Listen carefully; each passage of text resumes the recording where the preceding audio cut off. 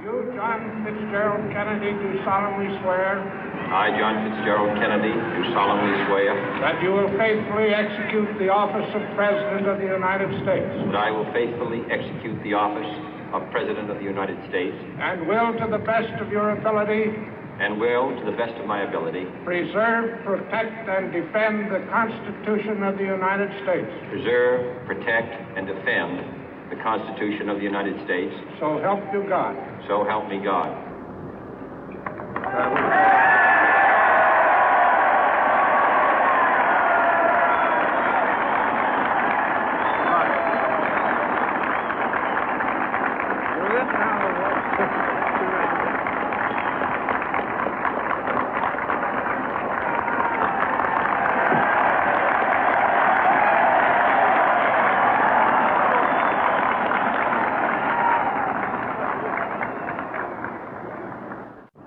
Vice President Johnson, Mr. Speaker, Mr. Chief Justice, President Eisenhower, Vice President Nixon, President Truman, Reverend clergy, fellow citizens.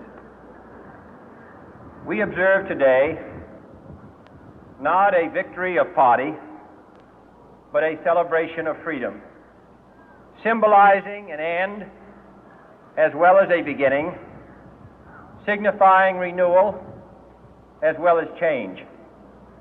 For I have sworn before you and Almighty God the same solemn oath our forebears prescribed nearly a century and 3/4 ago.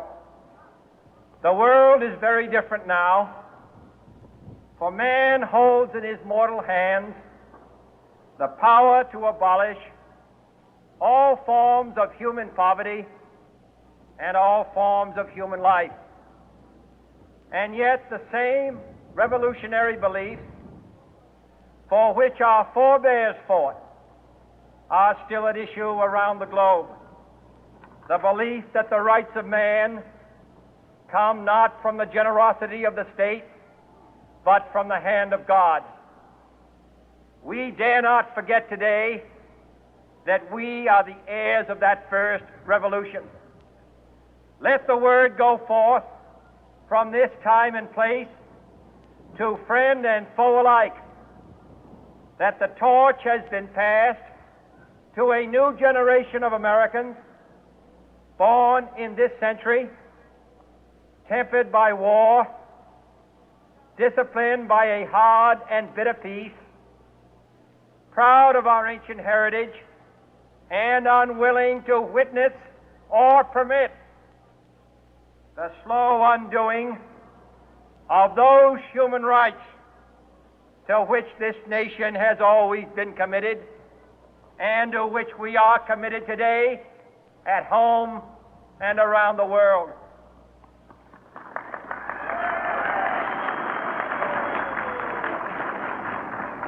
Let every nation know, whether it wishes us well or ill, that we shall pay any price, bear any burden, meet any hardship, support any friend, oppose any foe to assure the survival and the success of liberty.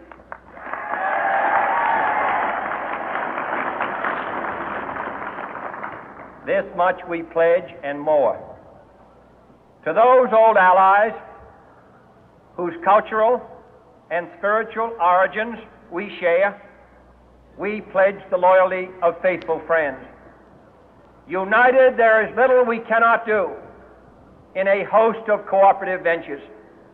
Divided, there is little we can do, for we dare not meet a powerful challenge at odds and split asunder.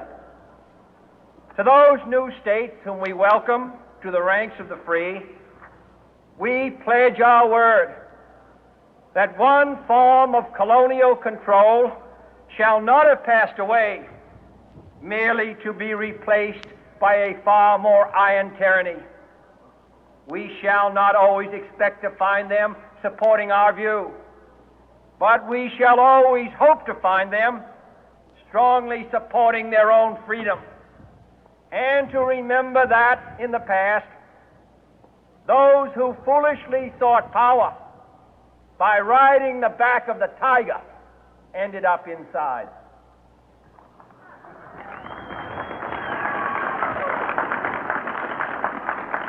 To those people in the huts and villages of half the globe struggling to break the bonds of mass misery, we pledge our best efforts to help them help themselves for whatever period is required, not because the communists may be doing it, not because we seek their votes, but because it is right.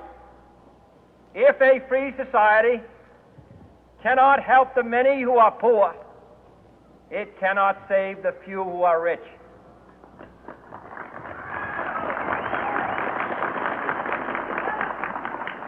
To our sister republics south of our border, we offer a special pledge to convert our good words into good deeds, in a new alliance for progress, to assist free men and free governments in casting off the chains of poverty.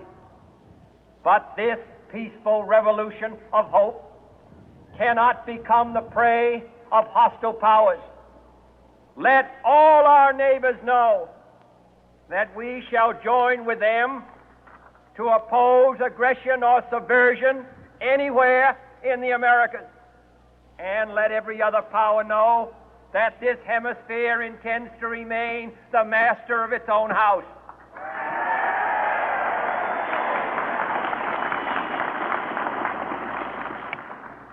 To that World Assembly of Sovereign States, the United Nations, our last best hope, in an age where the instruments of war have far outpaced the instruments of peace, we renew our pledge of support to prevent it from becoming merely a forum for invective, to strengthen its shield of the new and the weak, and to enlarge the area in which its writ may run. Finally, to those nations who would make themselves our adversary, we offer not a pledge, but a request that both sides begin anew the quest for peace. Before the dark powers of destruction, unleashed by science, engulf all humanity in planned or accidental self-destruction, we dare not tempt them with weakness, for only when our arms are sufficient beyond doubt can we be certain beyond doubt that they will never be employed. But neither can two great and powerful groups of nations take comfort from our present course, both sides overburdened by the cost of modern weapons, both rightly alarmed by the steady spread of the deadly atom, yet both racing to alter that uncertain balance of terror that stays the hand of mankind's final war.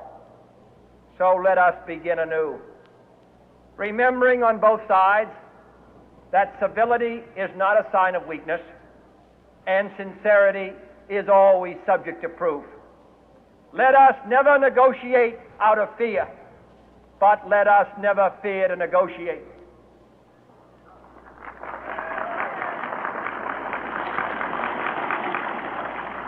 Let both sides explore what problems unite us, instead of belaboring those problems which divide us. Let both sides, for the first time, formulate serious and precise proposals for the inspection and control of arms, and bring the absolute power to destroy other nations under the absolute control of all nations.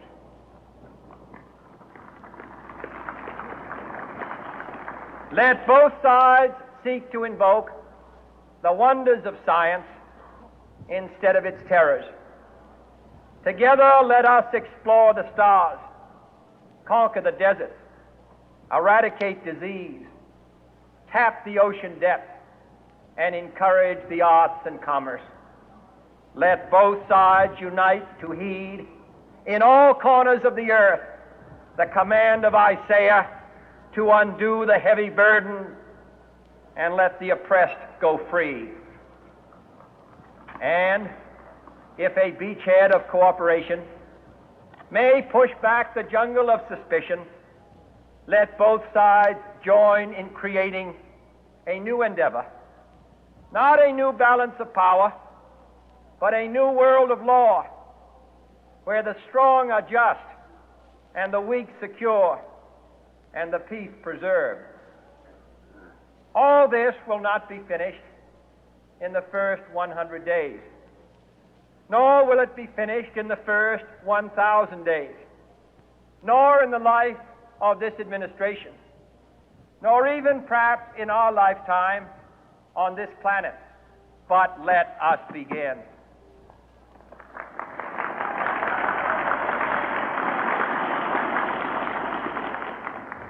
In your hands, my fellow citizens, more than mine, will rest the final success or failure of our course.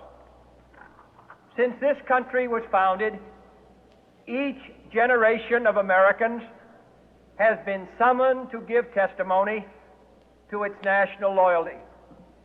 The graves of young Americans who answered the call to service surround the globe. ప్రాచీన కాలం నుండి గోరింటాకు పెట్టుకోవడం అనేది మనకి ఆనవాయితీ. అమ్మమ్మ నానమ్మ కాలం నాటి నుంచి గోరింటాకు పెట్టుకోవడం అనేది చాలా ముఖ్యమైనది. మరి మన సంస్కృతి మన సాంప్రదాయాలను కాపాడుకోవాల్సిన అవసరం మనకు ఉంది కాబట్టి మరి ఇప్పటి పిల్లలు విద్యార్థులందరూ కూడా ఆషాఢ మాసంలో గోరింటాకు పెట్టుకోవాలి. గోరింటాకు పెట్టుకోవడం వల్ల అంటురోగాలే రాకుండా మన రోగనిరోధక శక్తి కూడా పెరుగుతుంది. మేము గత 8 సంవత్సరాలుగా ఈ పద్మనాయక మహిళా కిట్టీలో ఒక గోరింటాకే కాదు ప్రతి ఒక్క ఏ పండుగ అయినా కానీ మేము చాలా ఘనంగా చేసుకుంటున్నాం. మరి ఈరోజు ఇక్కడ చేసుకోవడం చాలా ఆనందంగా ఉంది.